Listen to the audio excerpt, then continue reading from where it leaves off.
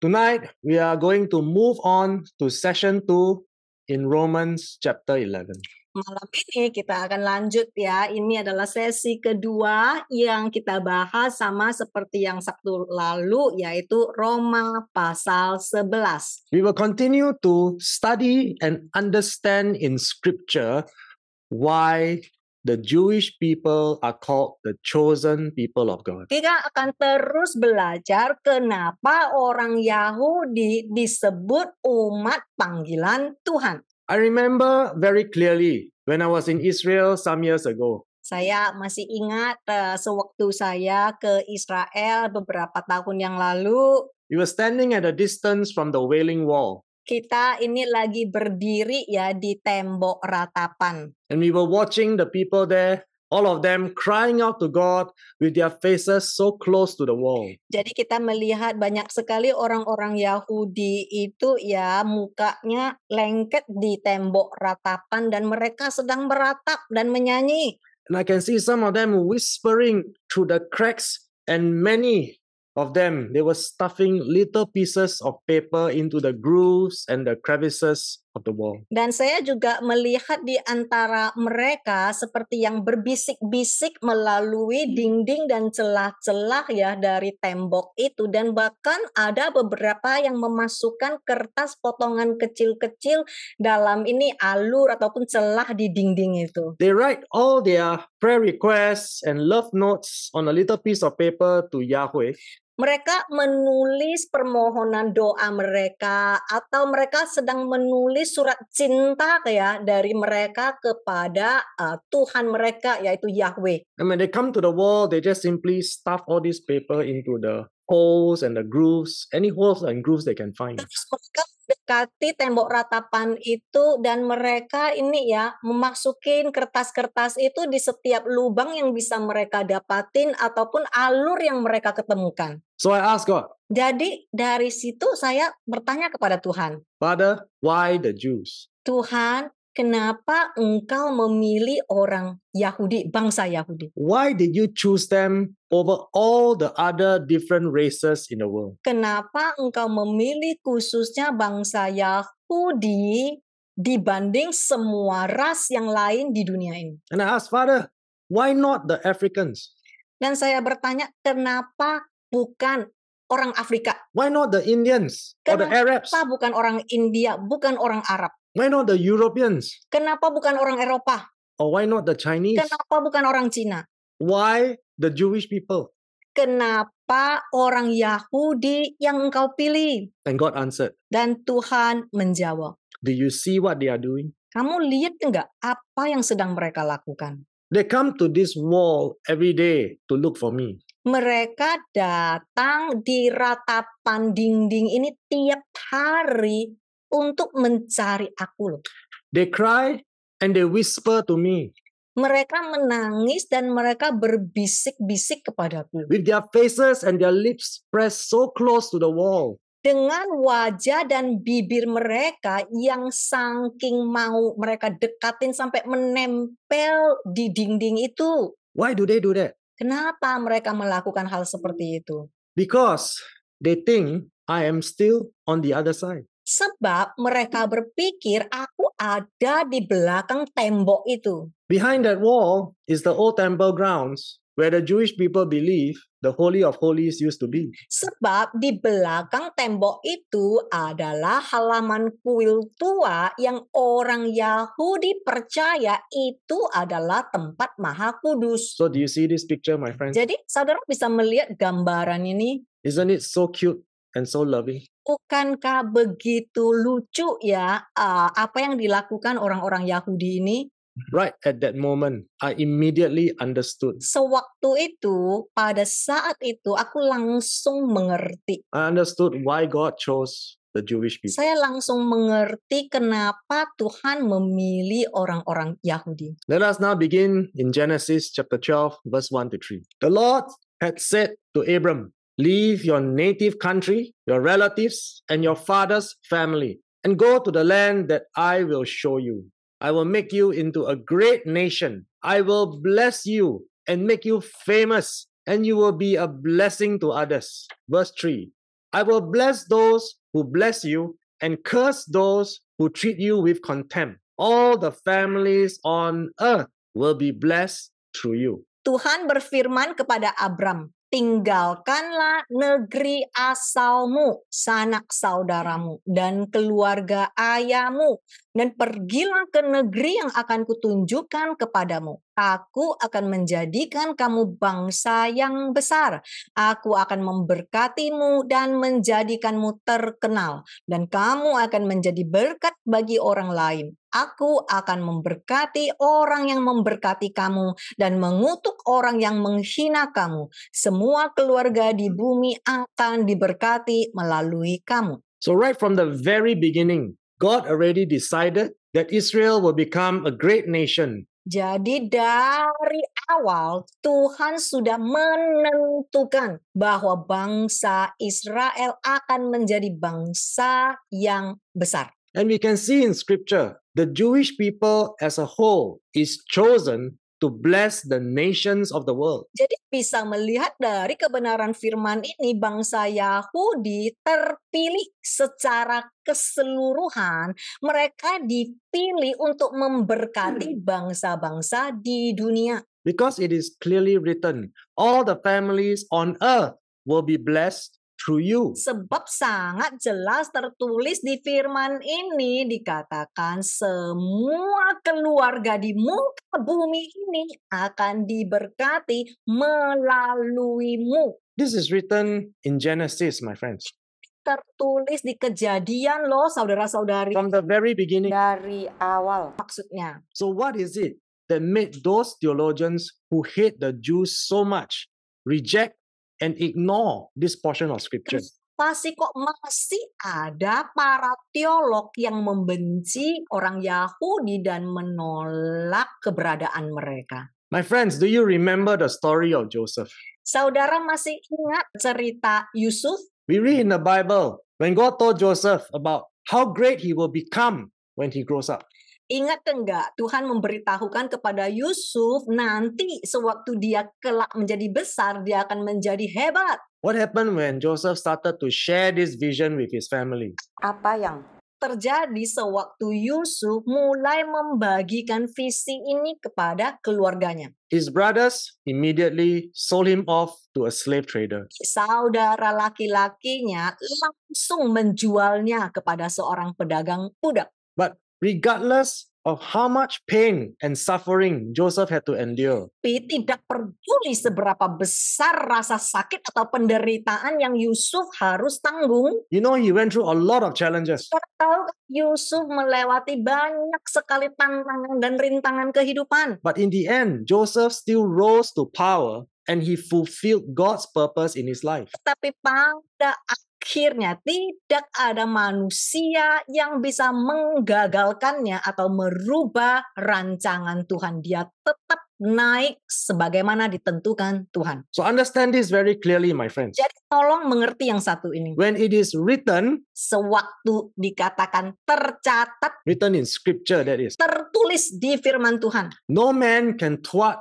or change the plans of God. Tidak ada manusia yang bisa mendikte atau merubah rancangan Tuhan. No theologian, academic, or Christian preacher can dictate what God can or cannot do. Tidak ada seorang ahli pakar teologi ataupun orang yang berpendidikan ataupun pengkhotbah siapapun yang bisa merubah rancangan Tuhan. The Israelites, the Jews, will be a blessing to the world. Sudah tertulis, bangsa Yahudi akan menjadi berkat bagi bangsa-bangsa lain, berkat bagi dunia. I say again, my friends, Saya ulang sekali lagi, the Jews are the chosen people. orang Yahudi adalah umat pilihan Tuhan. They will be a blessing to all the nations of the world. Mereka akan membawa berkat bagi bangsa-bangsa di muka bumi ini. How do we know that? Caranya gimana kita Because tahu it is secara pasti? written. Sebab telah tertulis. And no one can change that Dan fact. tidak ada satupun manusia yang bisa merubahnya. So why are they being persecuted? Kenapa mereka dianiayai? Romans chapter 11 verse 12. Now if their stumbling, their lapse, their transgression has so enriched the world at large, and if Israel's failure means such riches for the Gentiles, think what an enrichment and greater advantage will follow their full reinstatement. Nah, sekarang jika kesalahan mereka, pelanggaran mereka telah memperkaya dunia secara luas, dan jika kegagalan Israel berarti kekayaan yang begitu besar bagi bangsa-bangsa bukan Yahudi, pikirkanlah betapa pengayaan dan keuntungan yang lebih besar akan terjadi setelah pemulihan mereka penuh terjadi. So again, we confirm in scripture, Sekali lagi kita konfirmasikan di firman Tuhan. God caused the Jewish people to stumble and fall. Tuhan sendiri yang mengizinkan orang-orang Yahudi terjatuh. God hardened their hearts to enrich the world. Tuhan sendiri yang untuk sementara mengeraskan hati mereka agar dunia diberkati lewat mereka. Because the theologians cannot understand Israel's failure means such riches for the Gentiles. Sebab para teolog tidak dapat memahami kegagalan Israel berarti kekayaan bagi bangsa lain. They made it their mission in life to instill so much hatred throughout the world towards the Jews over the centuries. Mereka menjadikan misi mereka untuk menanamkan begitu banyak kebencian atau hujat di seluruh dunia terhadap orang-orang Yahudi dari generasi ke generasi. When we read scripture, it's not difficult for us to understand what God Sebab is saying. kita baca firman Tuhan sangat tidak sukar untuk kita mengerti apa yang Tuhan katakan. But how is it that these theologians cannot Tapi understand? kenapa hal yang begitu gampang dimengerti kok para teolog tidak memahaminya? Martin Luther write in his book On the Jews and Their Lies in 1543. Martin Luther penulis di dalam bukunya, judulnya adalah Orang Yahudi dan Kebohongan Mereka. It encourages German Christians to do everything possible to see that the Jews were plundered and banished from society. Martin Luther mendorong umat Kristen yang ada di Jerman untuk melakukan segala kemungkinan untuk memastikan orang-orang Yahudi dijara dan dibuang dari masyarakat. And because of that kind of teaching, because of this type of hatred, here is the result of that teaching that filled with deep-rooted hatred. Inilah akar dari ajaran ini yang penuh dengan kebencian yang sampai mengakar.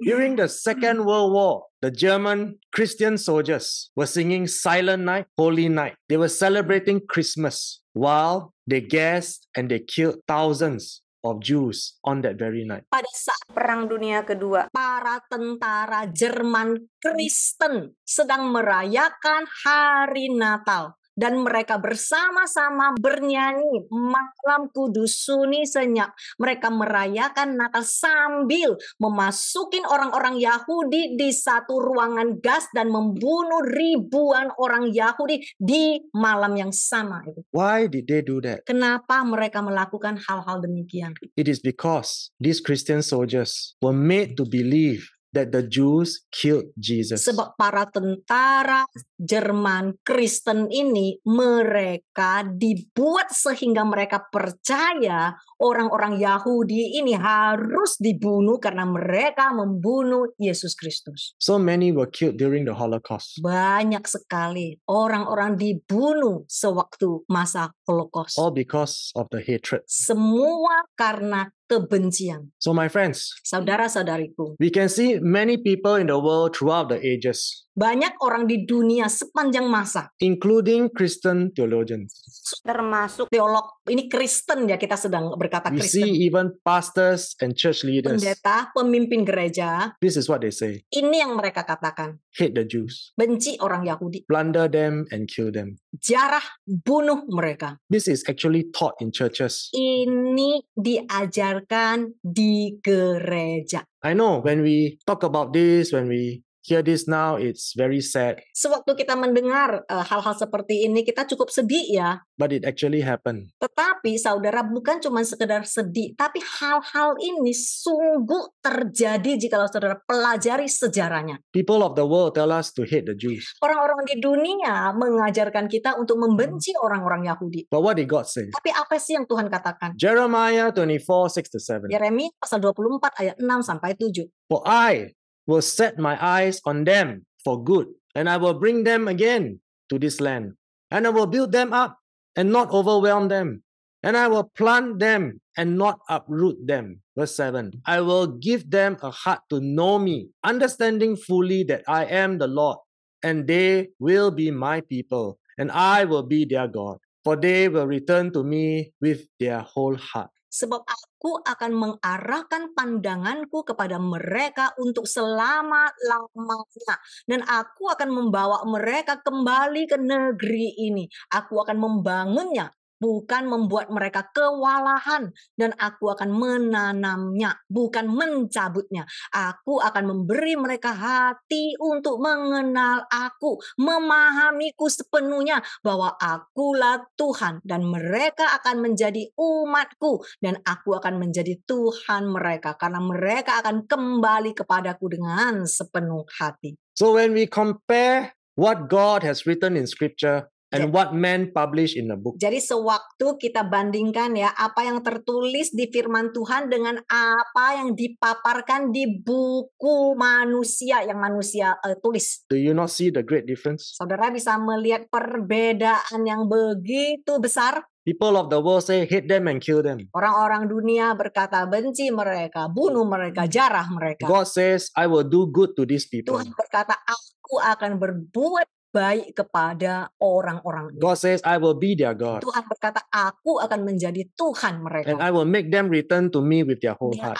aku akan membuat mereka balik kepadaku dengan sepenuh hati mereka. And as we carry on in Romans chapter 11, let us now move to verse 13 to verse 15. But now I am speaking to you who are Gentiles. Inasmuch then as I am an apostle to the Gentiles, I lay great stress on my ministry and magnify my office. Verse 14, in the hope of making my fellow Jews jealous, in order to stir them up to imitate, copy, and appropriate, and thus managing to save some of them. Verse 15, for if their rejection and exclusion from the benefits of salvation were overruled for the reconciliation of a world to God, what will their acceptance and admission mean? It will be nothing short of life from the dead. Roma pasal 11 ayat 13 sampai 15. Tetapi sekarang aku berbicara kepada kamu yang bukan Yahudi. Oleh karena itu, karena aku adalah rasul bagi orang-orang bukan Yahudi, aku sangat menekankan pelayananku dan memperbesar jabatanku.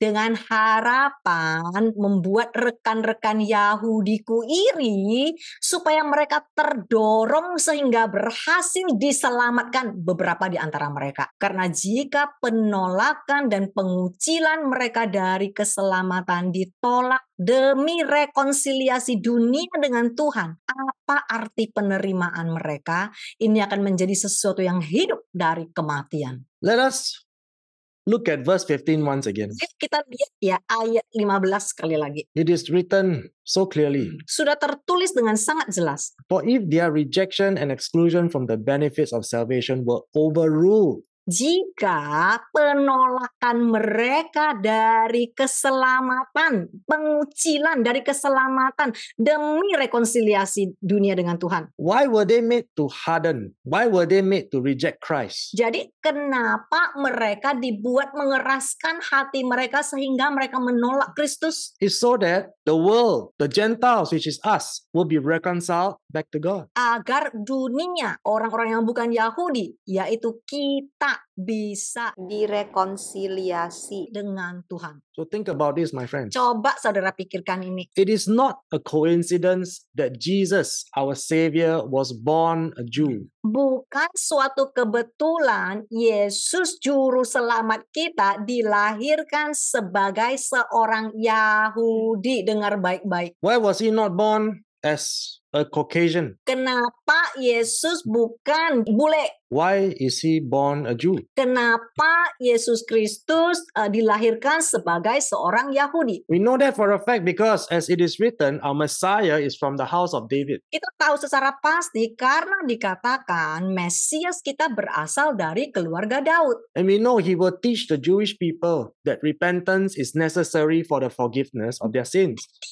Mengajarkan orang-orang Yahudi bahwa pertobatan diperlukan untuk pengampunan dosa-dosa mereka. It is Christ alone that will convict his chosen people to repent and be reconciled to himself. Dia sendiri yang akan menginsyafkan umat pilihannya untuk bertobat dan berdamai dengan dirinya sendiri. So let us understand this very Jadi carefully. kita harus mengerti dengan benar-benar. If God can forgive us, he can forgive the sins of the Gentiles. Jadi kalau Tuhan bisa mengampuni dosa kita, ya kita yang bukan Yahudi, He will most definitely forgive the sins of the Jewish people. ya tentu saja dia pasti juga akan mengampuni dosa orang-orang Yahudi. Because it is written, repentance and forgiveness will be preached in the name of Jesus from Israel. Sebab sudah tertulis pertobatan dan pengampunan akan diberitakan dalam nama Yesus mulai dari Israel. And we can confirm this in Luke chapter 24, reading from verse 44 to 47.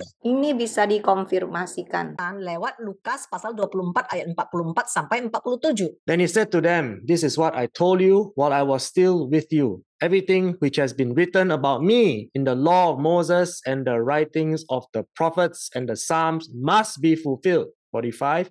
Then he opened their minds to help them understand the scripture, verse 46, and said, and so it is written that the Christ, the Messiah, the anointed, would suffer and rise from the dead on the third day, verse 47, and that repentance necessary for forgiveness of sins will be preached in his name to all the nations, beginning from Jerusalem. Lalu ia berkata kepada mereka, inilah yang telah kukatakan kepadamu ketika aku masih bersama kamu, yaitu segala sesuatu yang tertulis tentang aku dalam kitab Musa dan dalam kitab para nabi dan Mazmur harus digenapi. Kemudian dia membuka pikiran mereka, membantu mereka memahami kitab suci dan berkata, demikianlah ada tertulis bahwa Mesias yang diurapi akan menderita dan bangkit dari kematian pada hari ketiga,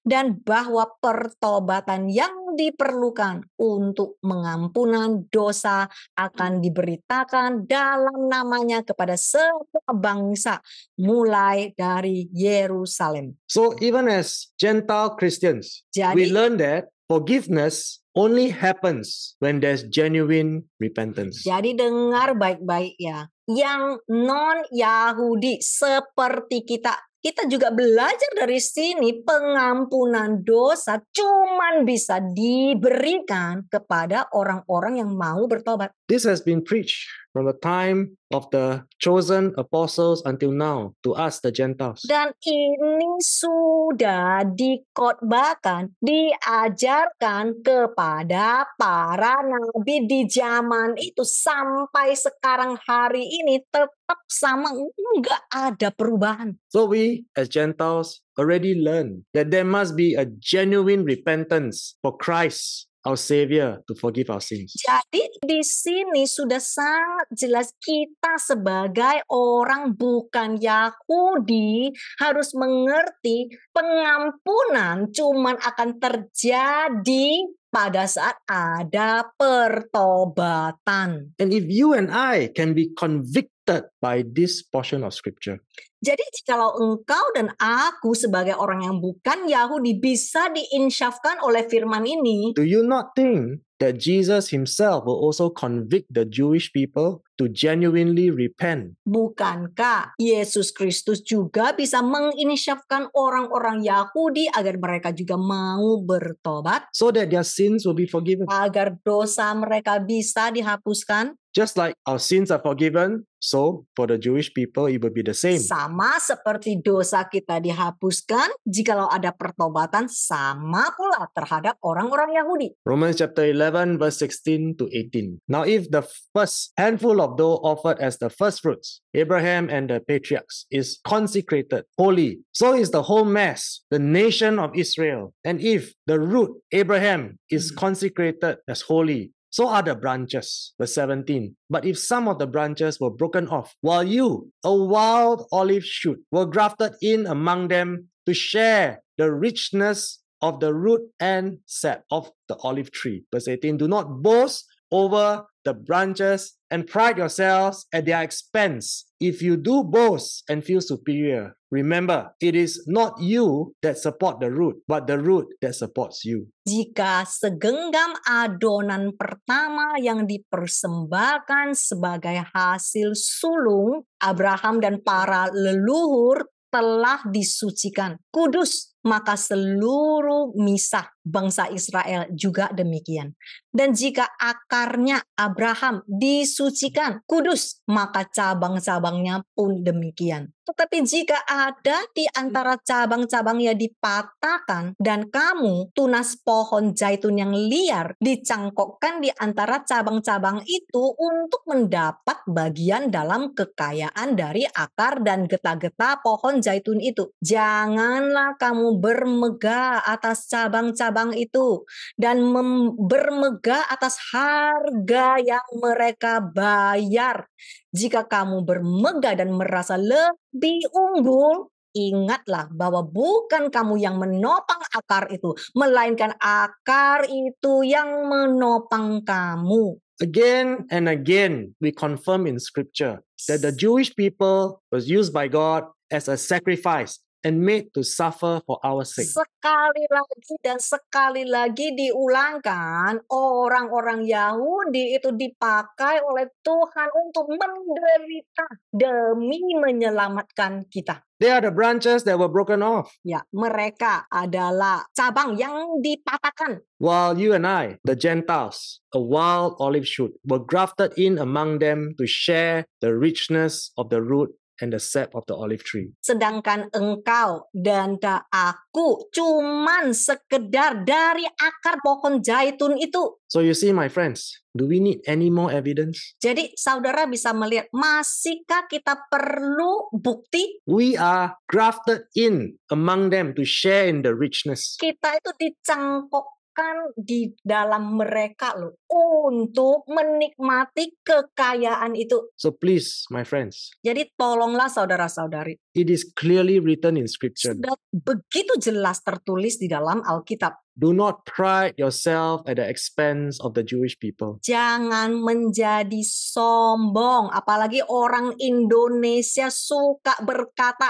mereka memberkati orang Yahudi. So why are there Gentile Christian pastors today teaching their congregation they are the spiritual Levites? Yang lebih gawat lagi, zaman sekarang banyak sekali pendeta mengajarkan umatnya tiba-tiba mereka menjadi suku Lewi secara rohani. The Bible clearly says, do not pride yourself at the expense of the Jewish people. Firman Tuhan jelas-jelas mengajarkan jangan menjadi sombong akan pengorbanan mereka. So what is it that these Christian teachers don't understand? Para pengajar tidak mengerti, langsung menjadi begitu sombong. Why do they refer themselves to become spiritual Levites? Kenapa kok tiba-tiba suka-suka langsung mengasumsikan diri sendiri menjadi suku Lewi secara Is rohani? there even such a thing? Emang ada, kita diajari It's di not written in Alkitab. scripture. Dan tolong baca Alkitabmu, cari emang ada suku Lewi rohani.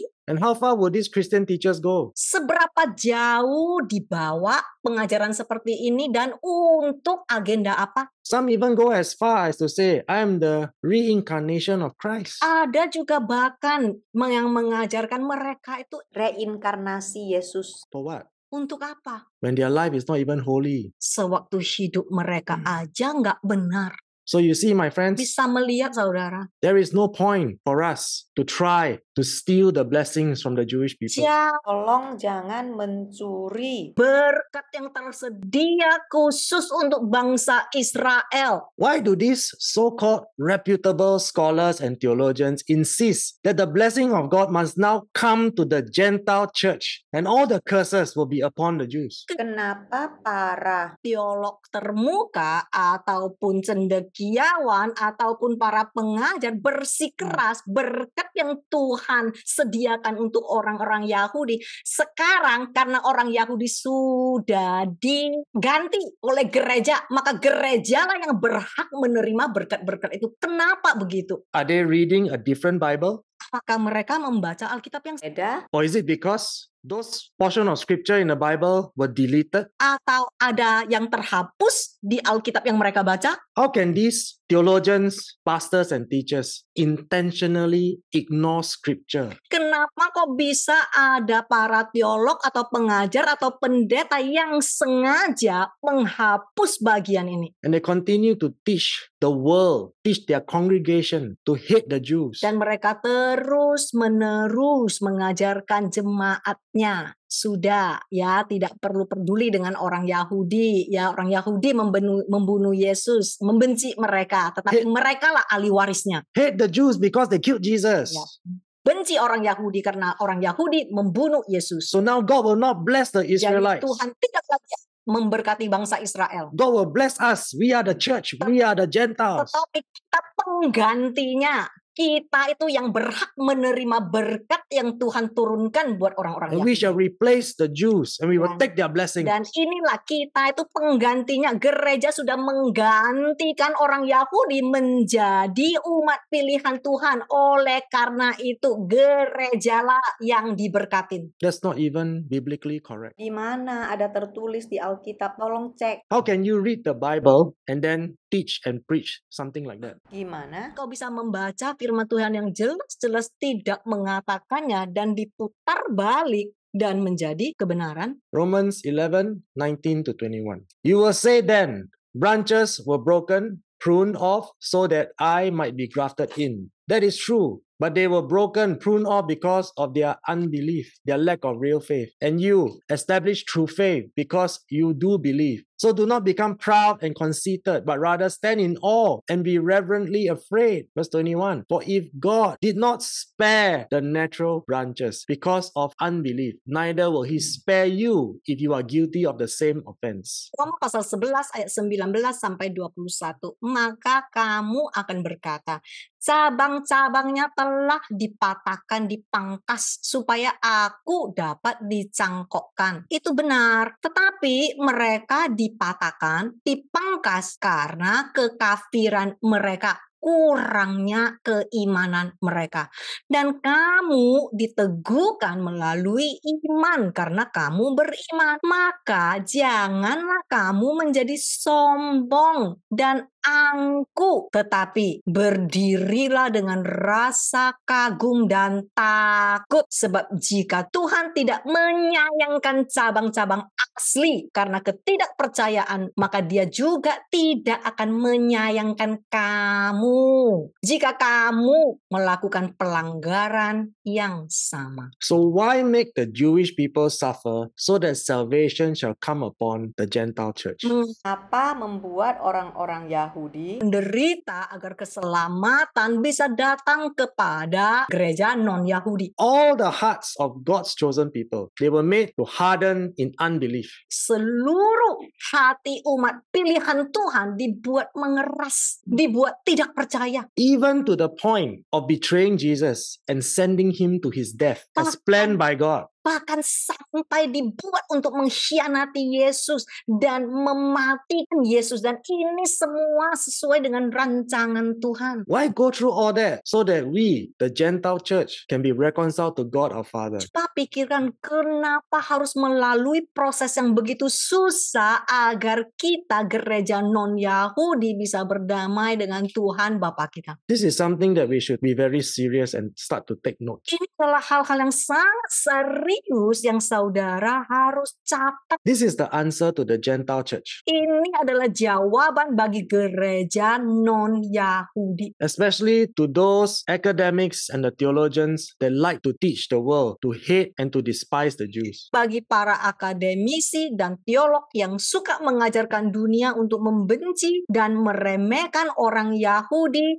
atau saya tambahkan ya, gereja-gereja Indonesia yang suka menggantikan, teolog penggantian artinya mereka jadi bangsa Yahudi, umat pilihan Tuhan. So as it is written, do not become proud and conceited. Seperti ada tertulis, jangan menjadi sombong dan angkuh, But rather stand in awe and be reverently afraid. tetapi berdirilah dengan kagum dan takut. For if God did not spare the natural branches because of their unbelief, Sebab jika Tuhan bahkan tidak menyayangkan cabang-cabang aslinya karena mereka tidak percaya. neither will he spare you, the Gentile church. Sudah tertulis, dia juga tidak akan menyayangkan kamu, gereja non-Yahudi, If you are guilty of the same offense. jika kamu bersalah atas pelanggaran yang sama. So the offense is unbelief. Kesalahannya adalah ketidakpercayaan. What is the meaning of unbelief? Apa sih tidak percayaan? Unbelief here refers to the disobedient and willfully unrepentant who reject the teaching of Christ. Ketidakpercayaan di sini sedang menunjuk kepada orang-orang yang tidak taat dan dengan sengaja tidak mau bertobat, menolak semua ajaran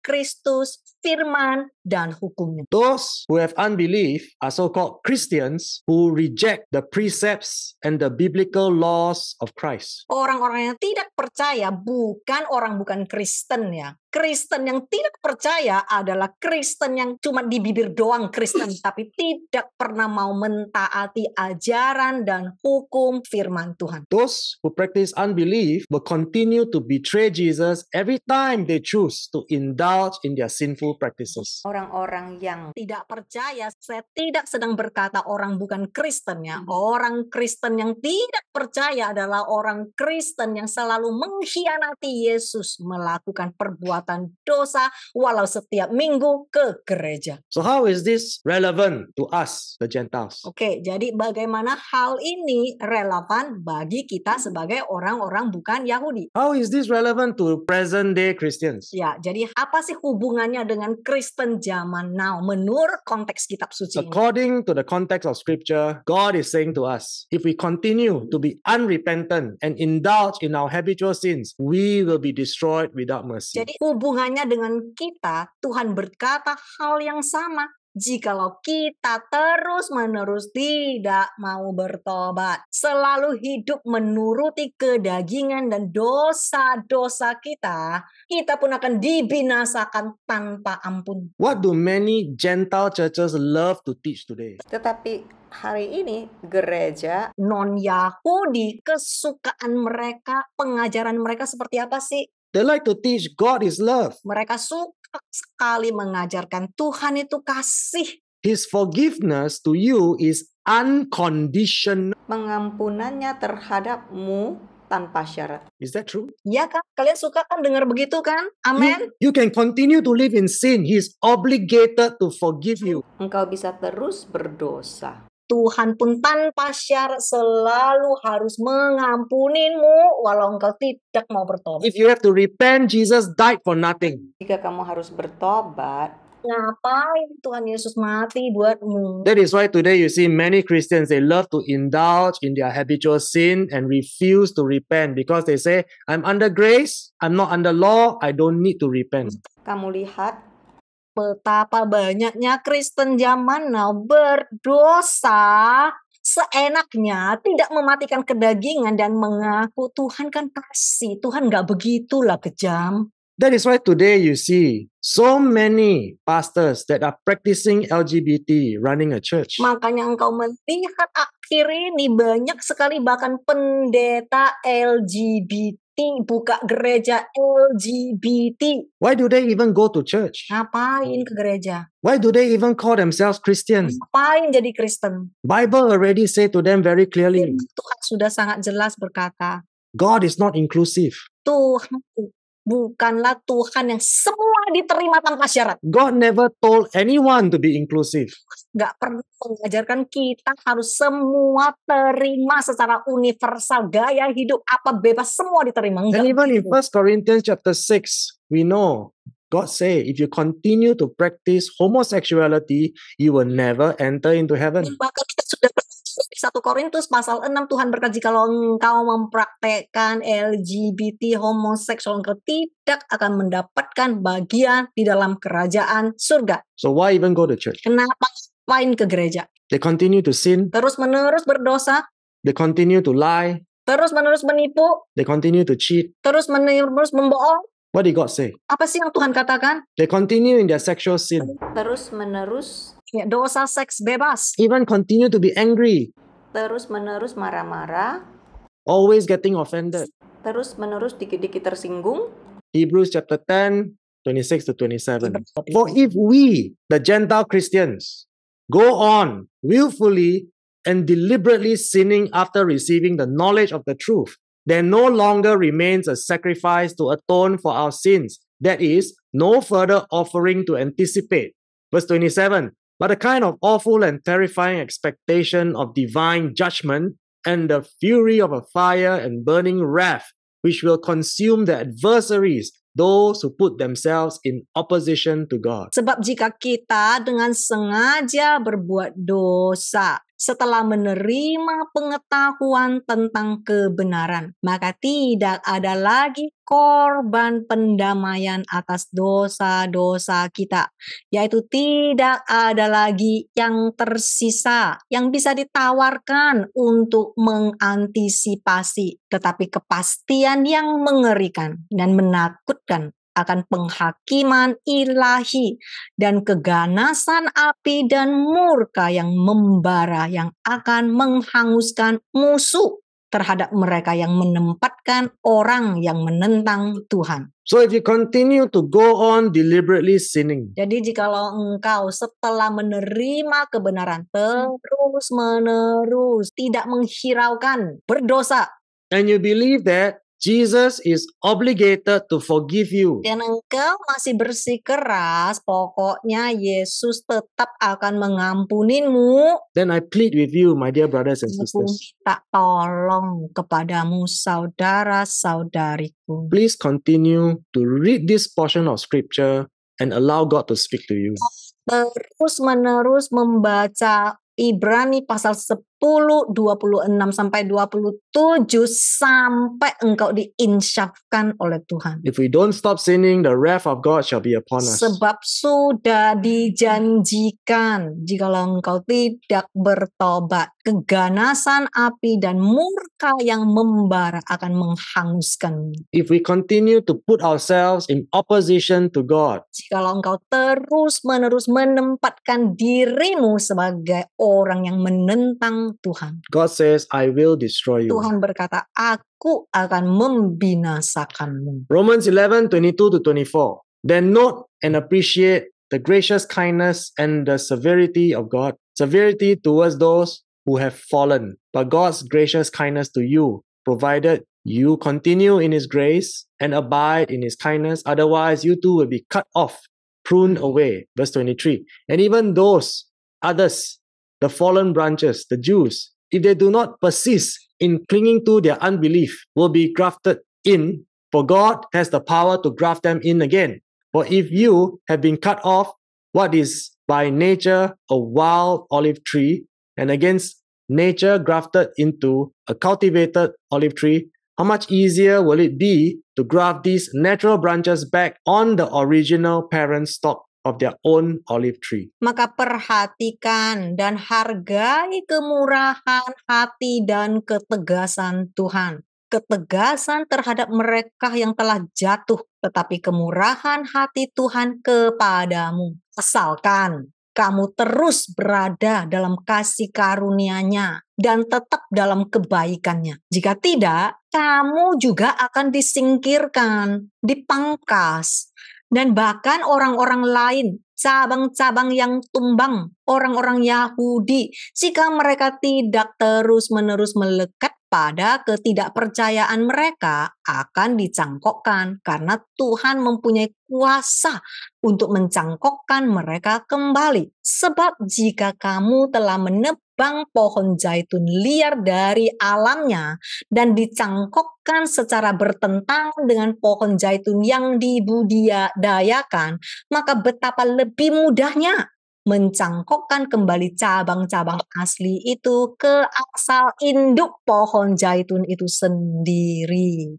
So how do we know for a fact God will restore and reinstate the Jews? Caranya gimana kita tahu secara pasti Tuhan akan memulihkan kembali orang-orang Yahudi? Because it is written, and even those others, the fallen branches, the Jews, if they do not persist in clinging to their unbelief, if they repent from their disobedience, they will be grafted in again. Dan sebab telah tertulis, bahkan orang-orang lain, cabang-cabang yang tumbang, orang-orang Yahudi, jika mereka tidak bertahan dalam berpegang teguh pada ketidakpercayaan mereka, jika mereka bertobat dari ketidaktaatan mereka, akan dicangkokkan. And only God has the power to graft them back in again. Karena cuman Tuhan yang memiliki kuasa untuk mencangkokkan mereka kembali.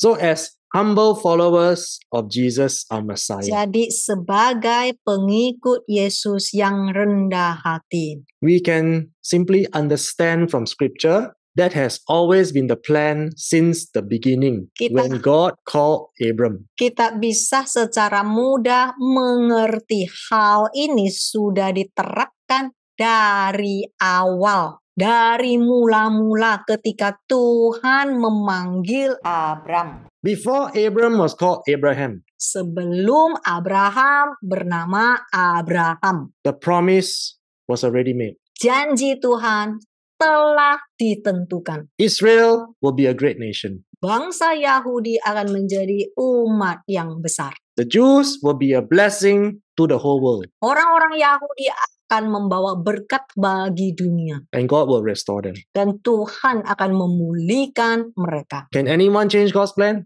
Bisa nggak ada orang yang menggantikan rancangan Tuhan?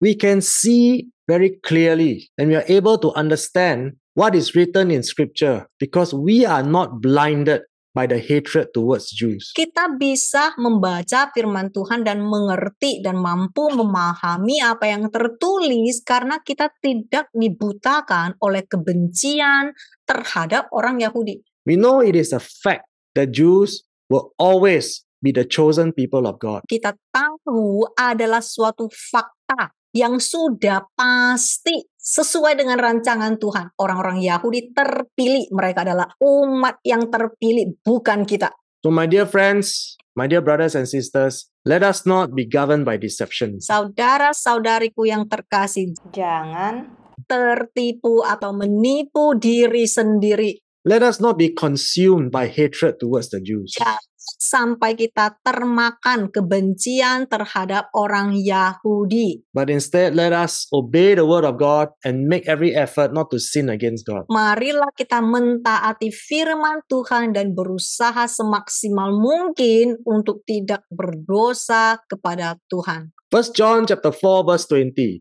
If anyone says, I love God and hates, detests, abominates his brother in Christ, he is a liar. For he who has not loved his brother whom he has seen cannot love God whom he has not seen. 1 Yohanes pasal 4 ayat 20. Barang siapa berkata, aku mengasihi Tuhan dan menjijikkan saudaranya dalam Kristus, maka ia adalah pembohong. Karena siapa yang tidak mencintai saudaranya yang dilihatnya, tidak dapat mencintai Tuhan yang tidak dilihatnya. So scripture tells all of us until this present day, they are still hardened in their hearts. Jadi firman Tuhan sudah menjelaskan kepada kita sampai saat ini hati mereka masih keras. Many of them still reject Jesus as their Messiah. Bahkan antara mereka yang masih menolak Yesus Kristus sebagai Mesias mereka. But we also know that God will preserve a remnant of Messianic Jews until it is time for the reinstatement. Tapi kita juga tahu Tuhan akan memelihara sisa orang Yahudi sampai tiba waktunya untuk rekonsiliasi terjadi. How do we know that they will be reconciled back to God? Caranya gimana kita tahu secara pasti mereka pasti akan direkonsiliasikan kepada Tuhan? Because God says, I will give them a heart to know me, understanding fully that I am the Lord, and they will be my people. Sebab firman Tuhan sudah tercatat, Tuhan berkata, aku akan memberi mereka hati yang akan berbalik kepadaku, yang mengenal aku. Yahweh said, I will be their God and they will return to me with their whole heart. Tuhan berkata, aku adalah Tuhan mereka dan mereka akan menjadi umatku dan berbalik kepadaku dengan sepenuh hati mereka. So please remember, my friends, Jadi tolong ingatlah saudara. God never taught us to hate the Jews. Tuhan tidak pernah mengajarkan kita membenci orang Yahudi. Saya tambahkan sedikit mungkin ya, kebudayaan yang ada di Indonesia bukan membenci Yahudi tapi menggantikan. Please do not curse the Jews. Tolonglah, jangan mengutuk mereka ataupun menjadi sombong berpikir engkau sudah menjadi pengganti orang Yahudi. Please do not believe that the blessings that are intended for the Jews will come to you. Tolong jangan main klaim-klaim atau percaya yang diajarkan semua berkat-berkat yang khususnya untuk orang Yahudi karena orang Yahudi berdosa sudah digantikan. Ganti jadi engkau. But remember this instead. Tapi tolonglah ingat yang satu ini. If you do not repent, Ini yang benar-benar penting. Jikalau engkau tidak bertobat. just like if the Jewish people do not repent, Sama seperti jikalau orang Yahudi tidak bertobat. God says, I will destroy you. Tuhan berkata, aku akan membinasakanmu. And we must all remember this in our hearts until Christ returns. Dan setiap kita harus pegang ini sampai kedatangan Yesus yang It is kedua kali. written in scripture. Sebab telah tercatat di Alkitab. God himself will destroy those who wish to destroy Israel. Tuhan sendiri akan menghancurkan mereka yang ingin menghancurkan Israel. Our God, Yahweh, will curse the enemies of Israel and will put all of them to shame. Tuhan kita Yahweh akan mengutuk musuh-musuh Israel dan mempermalukan mereka semua. That is declared by God. Ini sudah dinubuatkan oleh Tuhan kita. Shall we pray? Ayo sama-sama kita berdoa.